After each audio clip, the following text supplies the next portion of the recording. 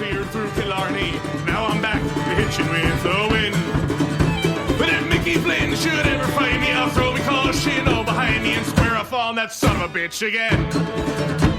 He cracked open a river too, he beat me Sunday through and through, and such over my unconscious frame. I won me healthy sheriff fights, well lucky son still had me life since Mickey Flynn beat me dumb and lame.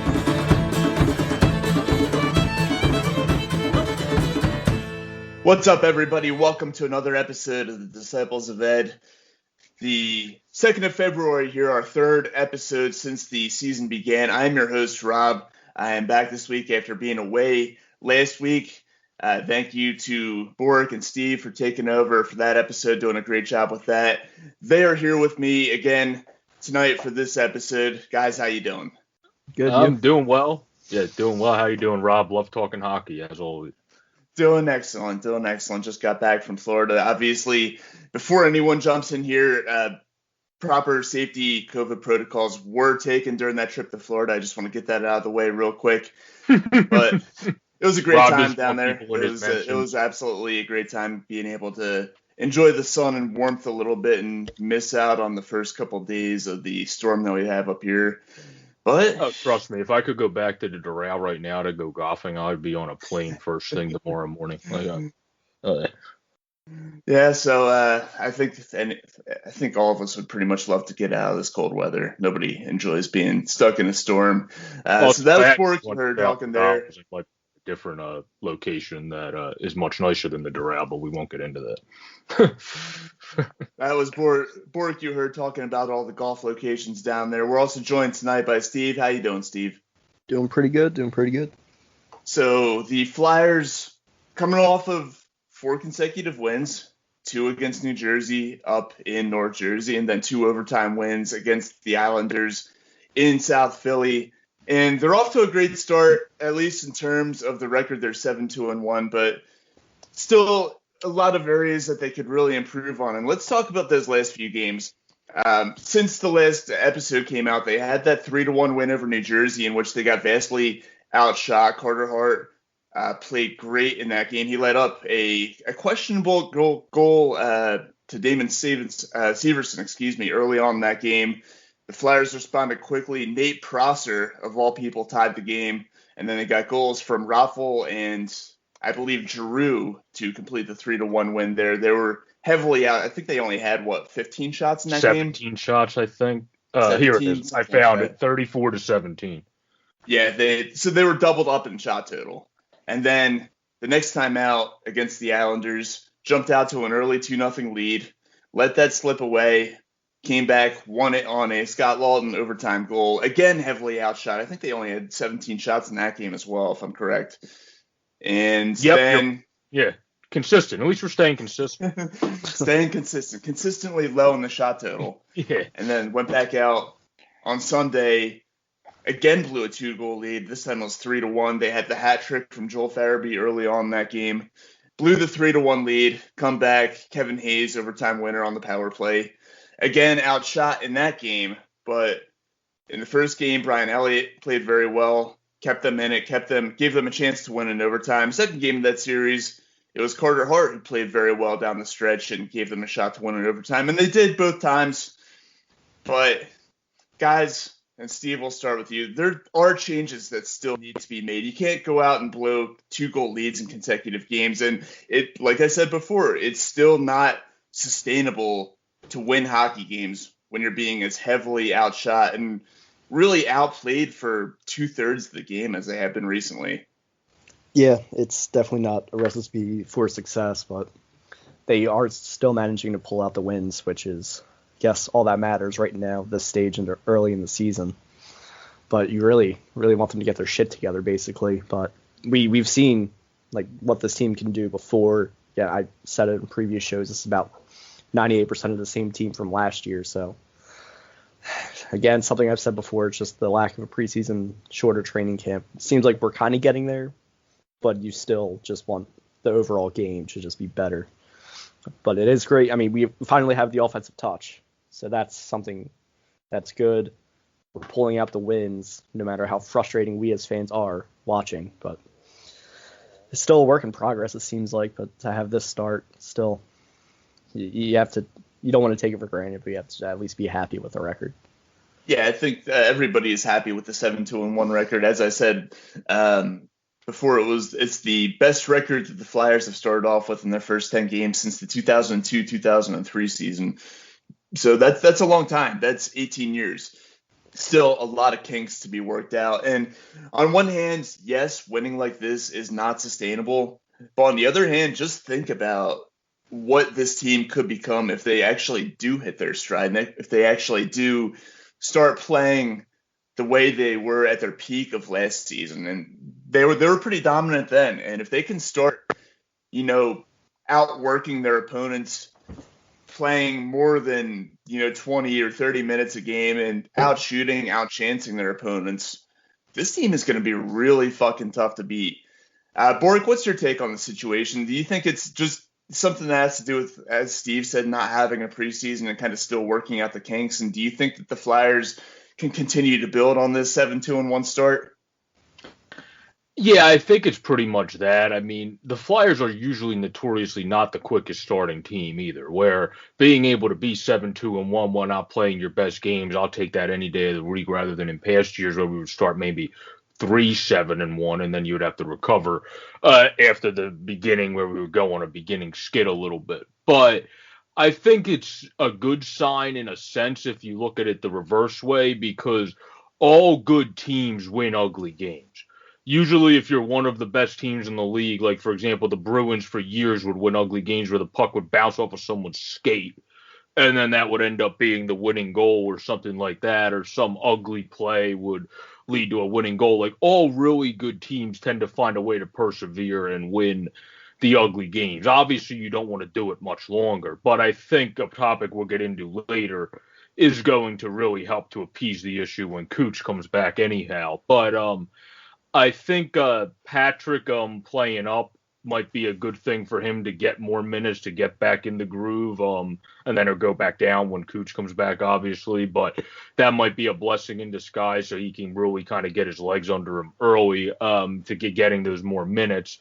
And then, obviously, guys are just stepping up on the team. Jake Voracek had his best start in a long time. After having a pretty good overall season, not flashy, but was best defensive numbers when you look at them last year, too. And he's still doing that this year in terms of having his best defensive numbers since AV came in. So that's a positive on top of the fact that he has 10 points in 10 games. And obviously, I think AV, I mean, he's pushing all the right buttons because he sent the message benching TK because he was only doing stuff on the power play. And then obviously, he came back. He looked a little bit better in the next game. I don't think he got a point, but he looked better. He looked a little bit more active on the ice, in my opinion, on the 5-on-5 level. And I think that's huge. And then Joel Farabee scoring a hat trick, I think, is just going to be the start of a firecracker lit under his ass because he has all that great, immense skill. And I think he's a forward that I haven't been as excited for a forward as I've been excited for Joel Farabee in a while. Because I was very excited about TK, but the difference is Farabee's a great 200-foot player.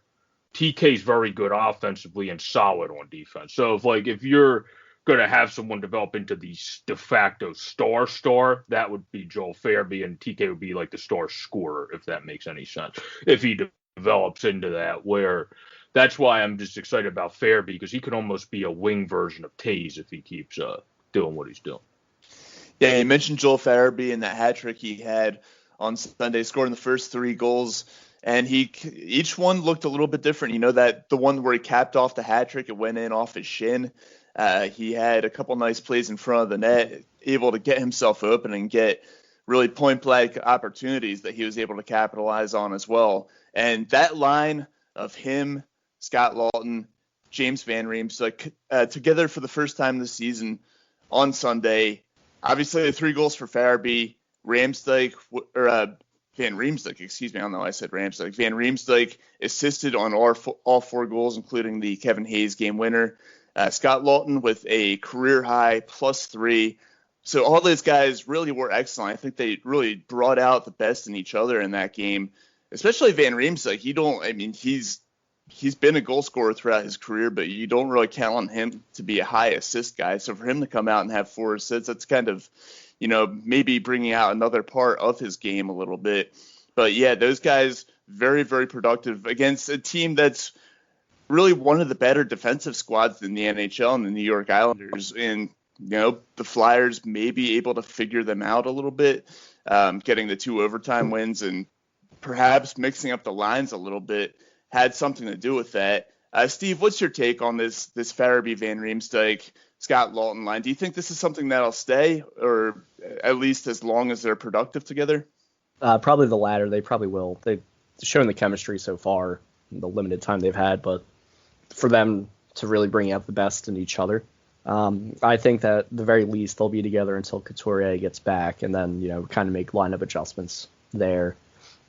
But it's fantastic to see JVR's continuing this hot streak, and I'm waiting for the inevitability of him, just going cold, because that's just how he is. But to see him get 4 assists like that, it's kind of unheard of in his game. So it's a great thing to see. But it's like the third-ish line now that we've been able to just slap together, and then they just immediately put in results. And I think it was Lindblom and Laughton, and I forget who the third one was. Probably Konechny. I think it was Konechny. Or it was Farabee. But to touch on what Borek was saying about Farabee, he does play that all-around game. We saw that last year in his rookie year. So we saw the glimpses, too, of his offensive potential. He just happened to be offsides whenever Kevin Hayes was on the ice, or vice versa. And kind of thought it was going to happen. I thought it was Hayes who was offside a couple times there. I could be getting it wrong, but there was too many instances of both of them on the ice at the same time and someone going offsides when we scored. But it's just great to know this is the depth that we talked about so much for the forwards, just showing what it's really capable of. You just put out a line just randomly together, say, hey, these 3, go do your thing, and they produce, much like we saw Sunday night.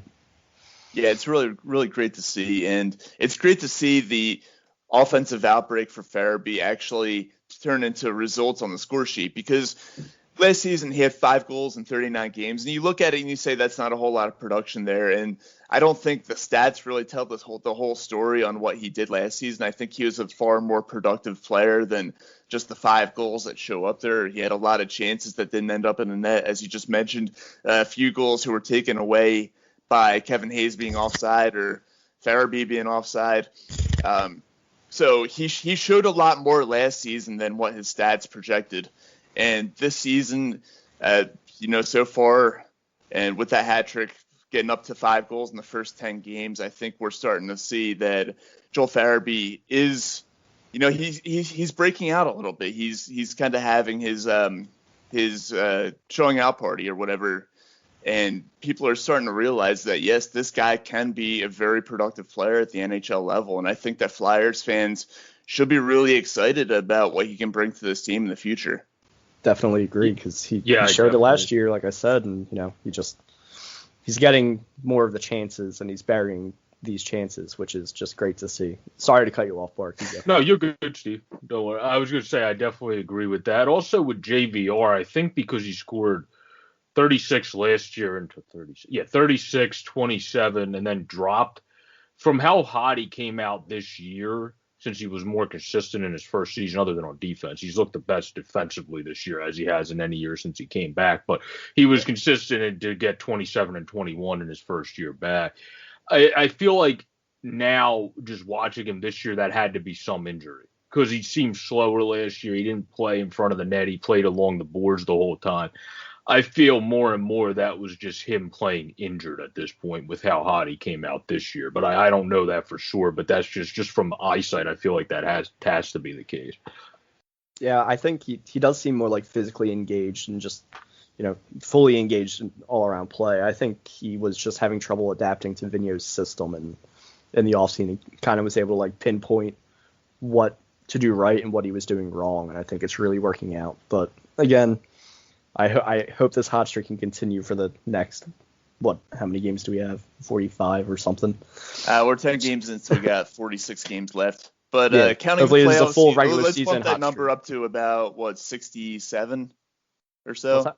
What's that? We got 46 games left, but then you count all the potential playoff games. That number could go as high as, I believe, 67. I think it is. Yeah. But it's also, as long as JVR gets ice time, he's going to produce points like throughout the season no matter what. It's just great to see so much so early on in the season. Again, I'm just scared of a drop-off because it's kind of part of this game. But I do enjoy being wrong because when I'm right, it's usually bad. Well, hopefully you're wrong this time. And I do agree with you guys pointing out that he really wasn't as much of a presence in front of the net last season. He's kind of getting back to his office space there right in the goal crease and causing problems for opposing goaltenders. And,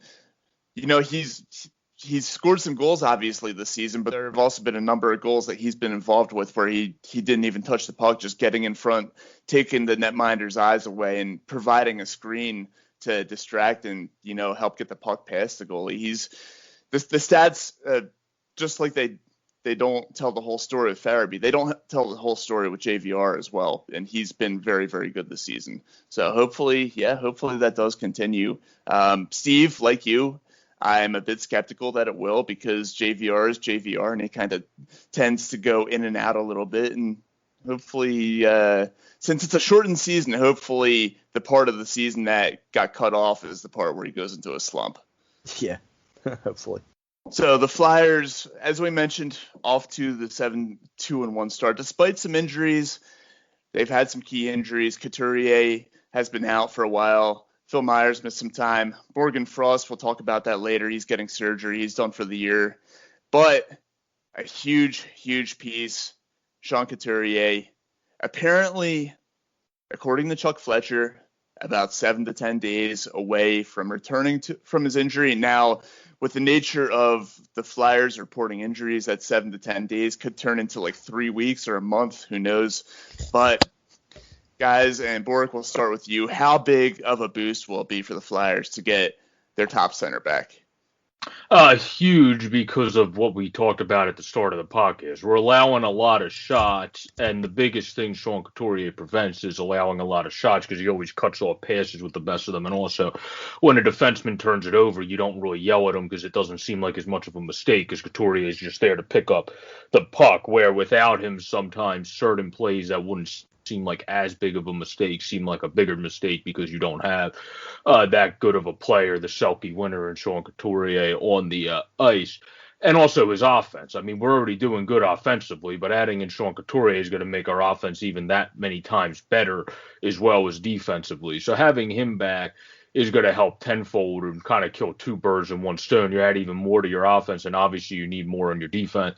And that's exactly what he's going to provide and protect some turnovers like he's always done, where you never really yelled at defensemen as much with Couturier on the ice because even if they flutter it, he's always there to stop the play or grab it right away to almost make it look like the guy passed it to him accidentally rather than flutter the puck, where Couturier is just great at making things not look like mistakes and just fixing mistakes. So I think he'll really help settle everyone down, and when he comes back, everything will kind of fall. That will probably be when, instead of winning these games, we have to battle and win, which is, like I said, what all good teams do.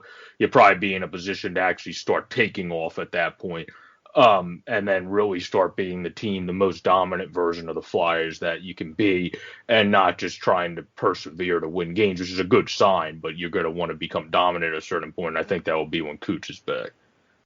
Yeah, you mentioned the defensive aspect there, and I think that's where he'll make the biggest impact. I think the Flyers, their biggest problem so far is being stuck in their own end, not doing great on the back check, allowing their opponents to establish long periods of offensive presence down in the Flyers' defensive end. And Couturier being a great defensive forward, the Selke winner that he is, I think that he could really, really help out there.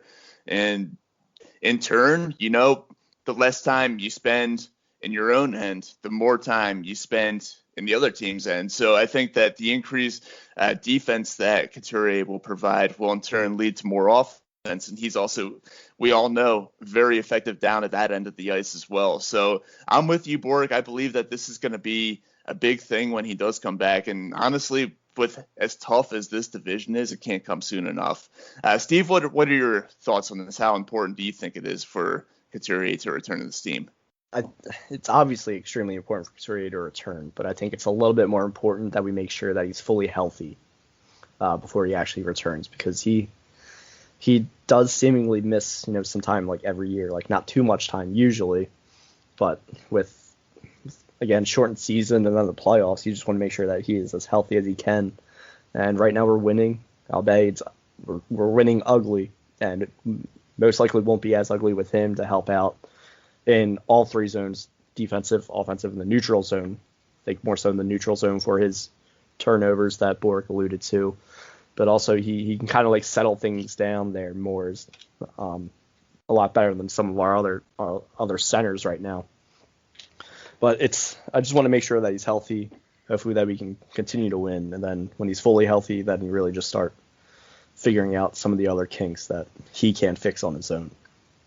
Yeah, it's a good point about wanting him fully healthy. You don't want to rush a guy back and have him not be in game shape by the time he's back, and then you risk, re-injuring the shoulder, or having something else happen where he's not properly conditioned, and he ends up having to miss more time. So yeah, I do agree there that it's important that while the Flyers know how important he is to this team, they've also got to realize that it's best to not rush him back. You want him in game shape for the playoffs, not for these, more so than for these regular season games. So yeah, I do agree there. Absolutely do not rush him back, especially if this team can continue to win, continue to grind out some ugly wins until he does return.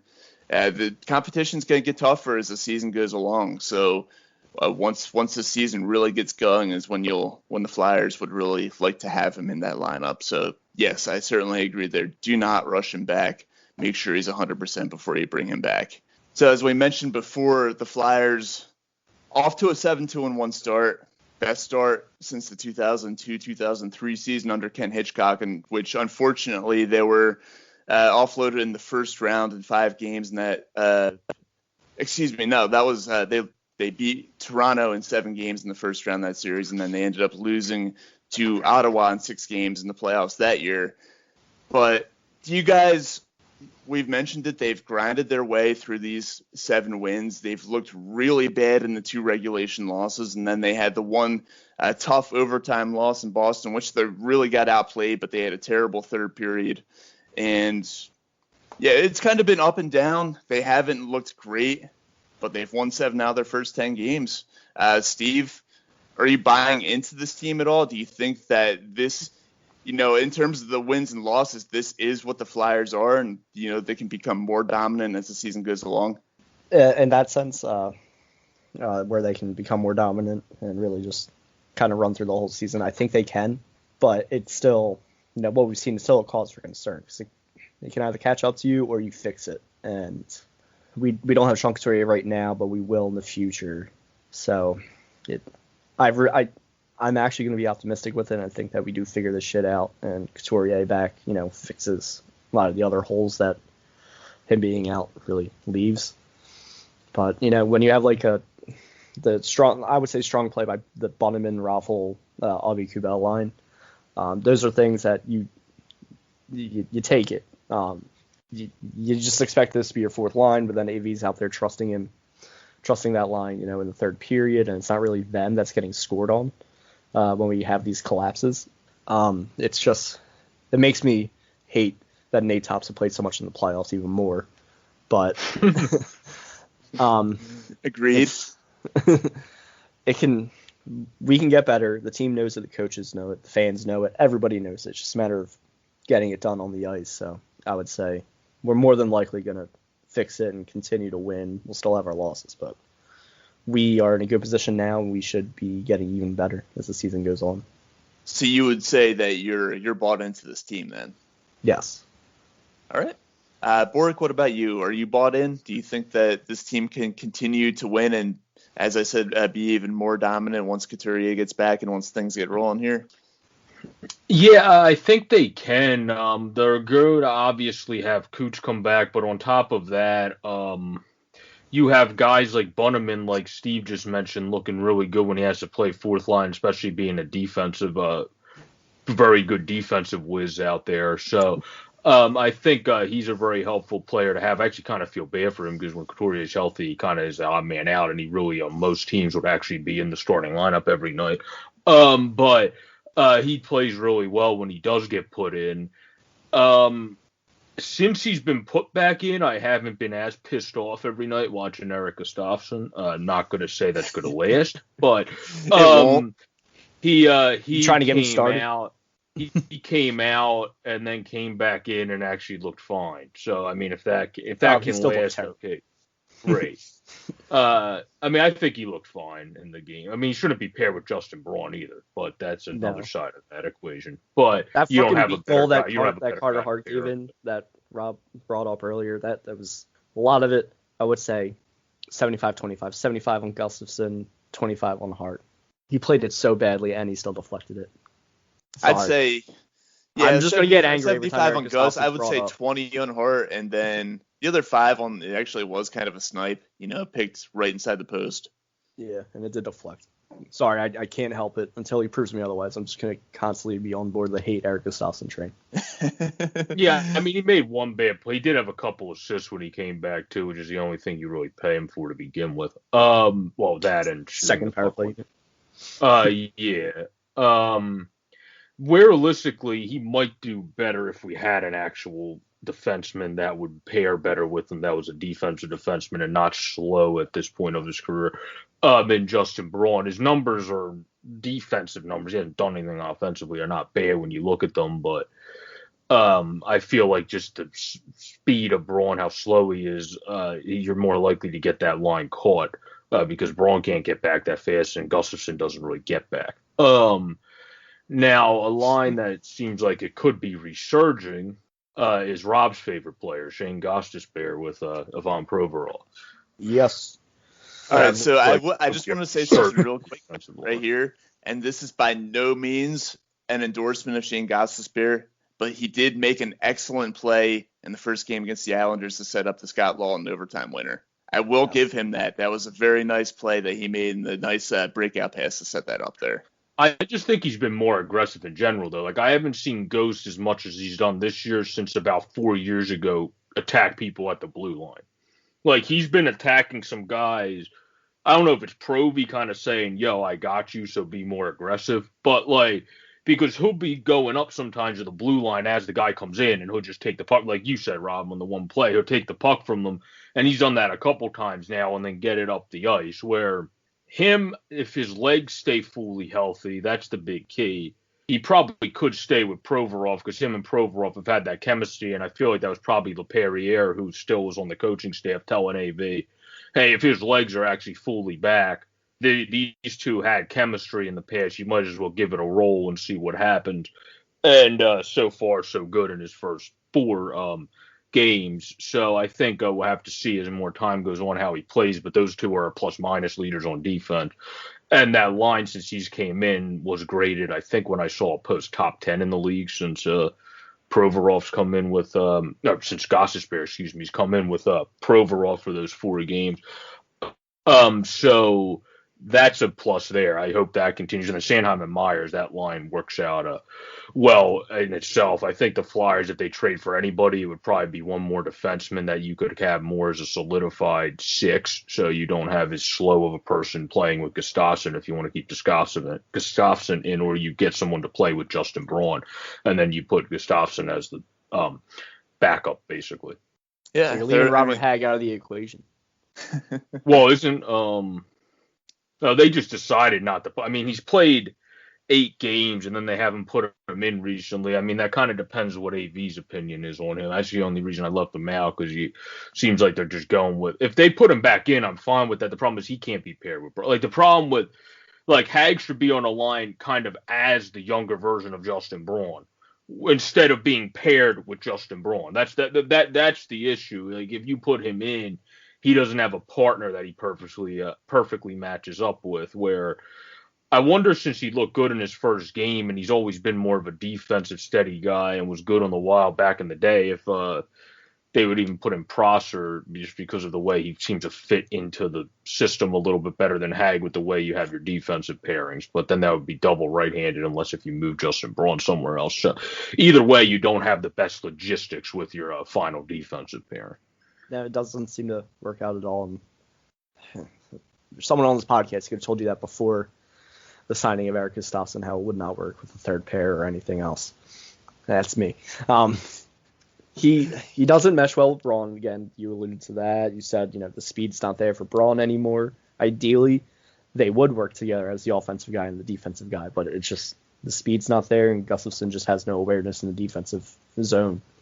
And then Hag, he'll try. He will try, but he just doesn't mesh well with Gustafsson either, which leads us to Nate Prosser. It's probably the most okay Gustafsson has been was when he was paired with Nate Prosser for that one game. He even got him the goal, but that's still not best case scenario there. So they kind of backed themselves into this corner by making this rash decision to sign Gustafsson, but they could look out in the trades. I saw Montreal might be shopping Victor Mete, who might be a pretty good fit. I'm not 100% sure. I'd have to look into Mete more.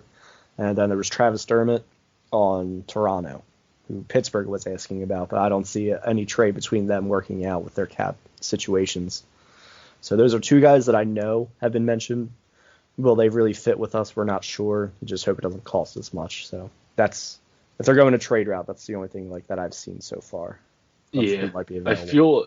I feel like those could be good moves because I've always liked Mete. We were actually talking about him on the show. I was on my friend earlier where he's like career plus 25. They just kind of odd-manned him out there. And then his agent said, no, you're playing my client.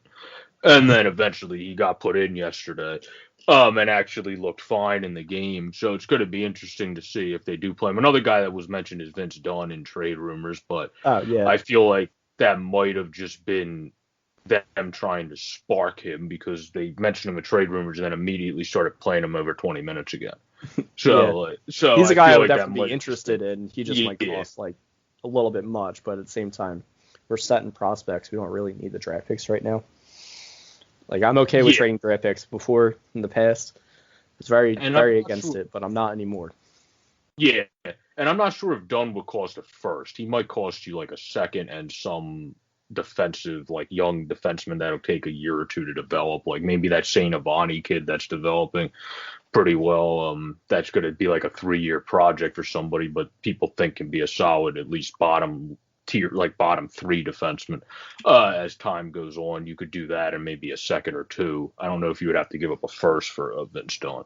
Yeah. I think that given where the Flyers are projecting to finish in the standings, that might take a first, given it'll probably be a late first.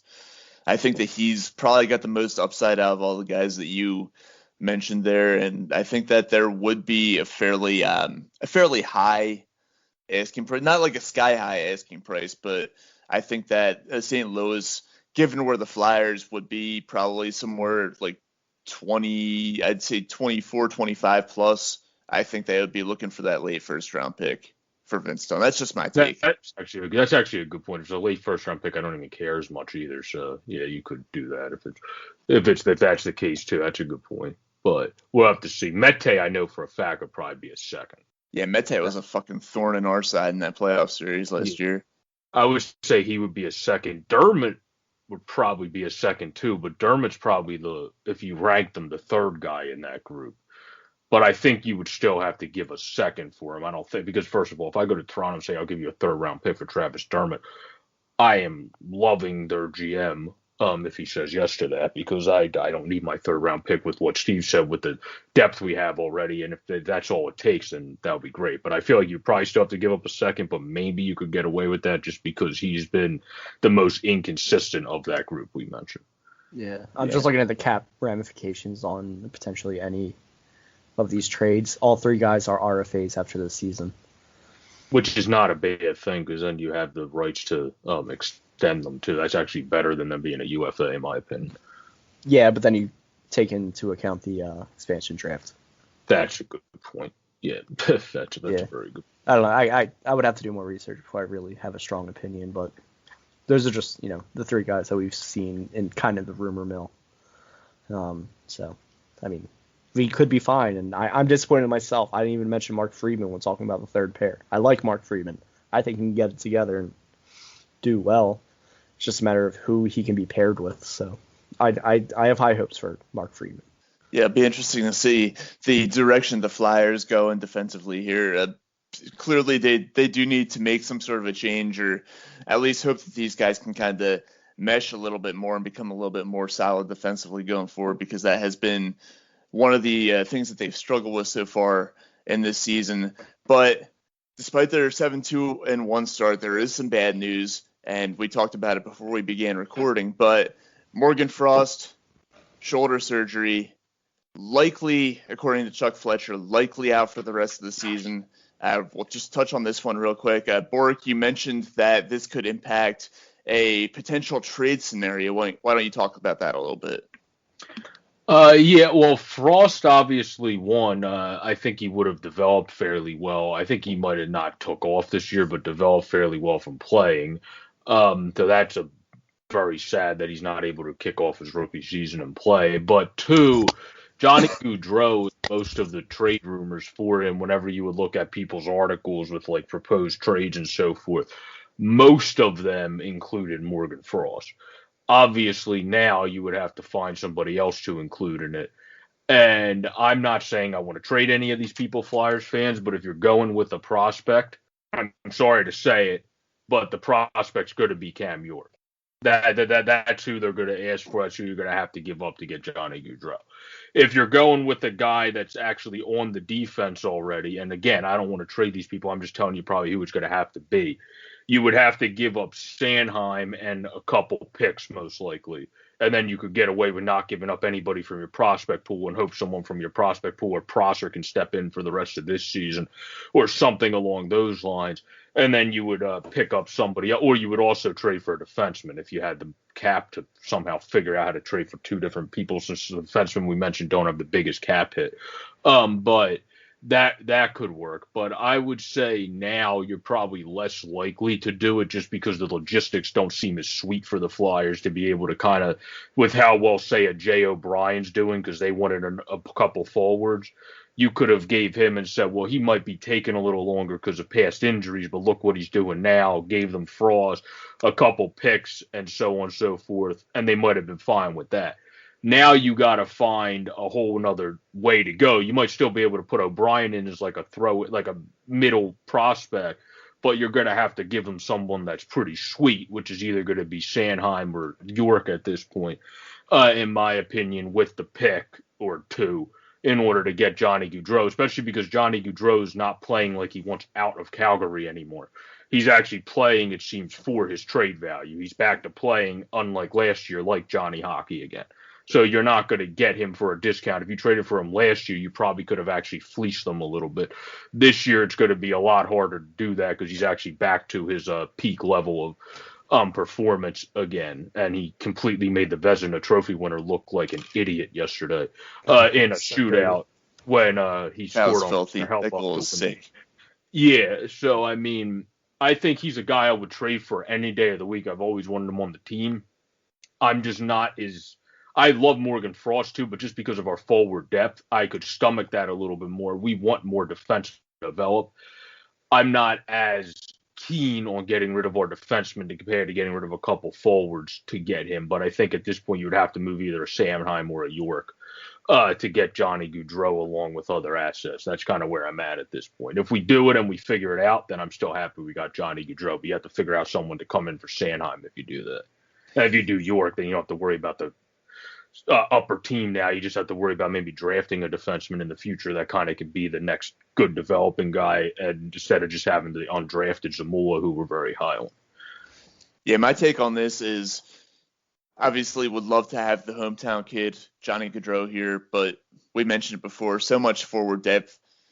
It'll be nice, but we really don't need it, and our weakest link is the defense, and we got to do what we can to shore that up as opposed to focusing on adding another forward. So I think we've got to do what we can to keep the defense that we have intact and hopefully make a move or two to patch that up a little bit. I think that should be the Flyers' priority over going after Johnny Gaudreau.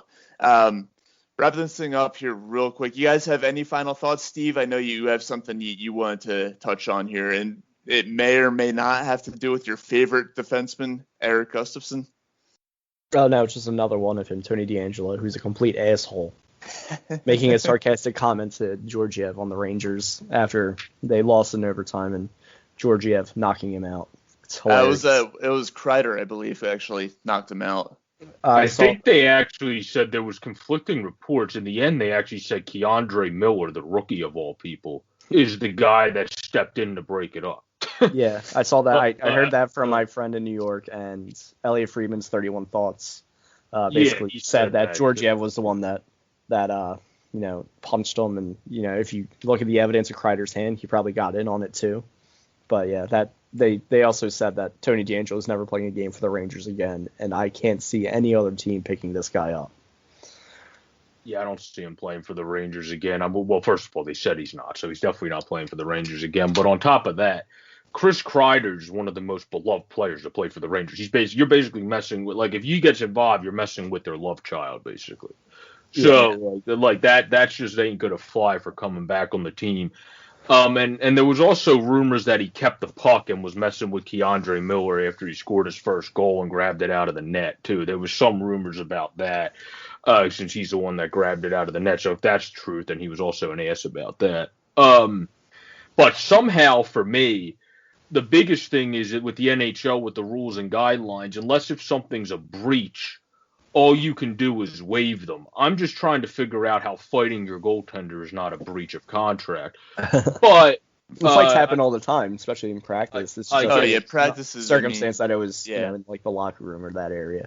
Yeah, I mean, it's a little bit more understandable if you're on the practice. Like, once you come in the locker room, that's when you're supposed to have, like, cooler heads prevail a little bit when you talk it over, not let's freaking square up in the middle of the locker room and create a boxing match. Like, that's more what I see from it. And I mean, Tony DeAngelo's always been a basket case. It's unfortunate because he has a lot of offensive talent and potency, and sometimes talent overrules stupidity. So if somebody has enough injuries hit them, if all that happens, it wouldn't shock me if someone gives him a chance, but it's also, there's not many teams that necessarily would want it or need it. Like the team that always has that magic water where they made Sean Walker good, they made Matt Roy now one of the best defensemen in hockey when you look at some of his graded defensive stats, would be maybe LA because they have that magic water out there, but they don't need him. And the best thing about the Kings is their locker room is very construct, and bringing in Tony DeAngelo does not help one iota with that. They could figure out how to get out of the contract like they did with Mike Richards. That's true. The Kings would be a team that could take a chance because they would figure out a way to actually cut them if they had to, because they're pretty good at figuring out loopholes for the benefit of themselves. Where I would say the best bets would be, honestly, the three California teams if he's going to go anywhere, because Anaheim really needs help scoring. They absolutely are atrocious at scoring. They average less than 2 goals a game, and their leading goal scorer has 3 freaking goals. So that could be one that gives them a chance. But the Sharks, some people threw out there, but that would probably piss off their rookie Mario Ferraro because, I feel like this dude is, not to the level of Provorov, but has the mindset of Provorov when he first came up, which, guys, you do realize I'm a rookie. Why the hell am I the only one playing good, consistent defense out here? I feel like that's exactly how Ferraro, other than Marc-Edouard Vlasic, that's what Ferraro is saying right now, because Burns was never good at defense. He was always offensive, but now he's slower. And then he's still playing better, though. Carlson's been still playing 30 minutes a night. Yeah, he's still playing better, though. Yeah, he wouldn't be if Carlson wasn't atrocious. And Carlson's just playing really bad coming back from injury. So that could be a possibility, but then you have too many offensive defense when your defense is still going to suck. So I don't think that would be the case. Those are the only teams I probably would see, unless if Arizona, just because they have one offensive help, picks them up, but then they have cap issues too. So I don't know how they would do that. So that would be kind of tough for them. Arizona's still trying to save face from drafting that other kid. It was basically like Tony DeAngelo. I don't remember his name. Kid made some comments. He's very unapologetic. Yeah. I wouldn't send him to San Jose either because Ryan Merkley, one of their top defense prospects, is also a hot hit. Yeah. So I don't like when he comes up. If you have him and Tony DeAngelo in the same locker room, that might be a cause for, well, one, too many obscenities, but two, just a bunch of nonsense hitting the fan and basically turning the locker room into like a reality television show. Yeah. I mean, my personal take, the guy put up I think it was 53 points last season. So the offensive talent is there. I don't think that he'll find a landing spot this season, but that doesn't mean that he's done for good for his NHL career. I think that eventually some team, maybe during the offseason, will scoop him up. Maybe he'll find a spot in Seattle, although given his opinions on certain things, maybe not the best fit with that city up there, but not going to get into that. I do think, however, that he will eventually land somewhere. His NHL career isn't going to be ended because of his altercations. Maybe his season, but I think he'll end up playing somewhere later on in his career. One other team, he could go to the KHL. Is that what you said? Yeah. Yeah, that's what some get the people Russian gas over there. Yeah. But I don't know if you want to be in Russia right now though. But it'll be a quick way to get you to straighten up because you're gonna want to get the hell out of there as soon as you get in there. But the thing with DeAngelo, another team I forgot to throw out there is maybe Edmonton, just because Cliff Baum's been injured. They've been lacking on their power play without having Cliff Baum run the power play. That's why they signed Barry. Yeah, they did, but he still hasn't completely fit in yet. So, I mean, that's why that could be a fit where Tyson Barry's looked all right, but he's looked more like a second power play guy so far in Edmonton, where if DeAngelo's able to produce to the 53, 60-point level, then he could be the first guy. It's just you would have to deal with a basket case being in Edmonton, and I don't know if Connor McDavid and Leon Draisaitl are going to be very thrilled about having to deal with an absolute basket case on their team. But if it works for their power play, they might get over it fairly quickly. So that could be a possibility. Yeah, it could be. It'll be interesting to see what happens there. That's for sure. Like I said, I would not close the book on Tony DeAngelo's NHL career, though. But it'll be interesting to see what happens. Just real quick, I want to give a shout out to Just Food. You can find them by phone at 215-794-3663. That's 215-794-FOOD. Excellent food there. If you're looking for food to eat while you're watching the Flyers or any situation, they've got any choice that you want. Always love the food that they have available there. Their owner, Asian Rob, a great friend of the Always Next to Your podcast network. They're located in Buckingham Green, Buckingham, Pennsylvania. Once again, by phone, 215-794-3663. That's 215-794-FOOD. Just Food, located in Buckingham, Pennsylvania. We thank you for listening to this episode of The Disciples of Ed. We'll be back with another one next week. Revered and feared through Killarney. Now I'm back, hitching with the wind. But if Mickey Flynn should ever find me, I'll throw me caution all behind me and square off on that son of a bitch again. He cracked open a river too, he beat me Sunday through and through, danced a jig over my unconscious frame. I won me healthy sheriff fights, well lucky son, still happy life since Mickey Flynn beat me dumb and lame.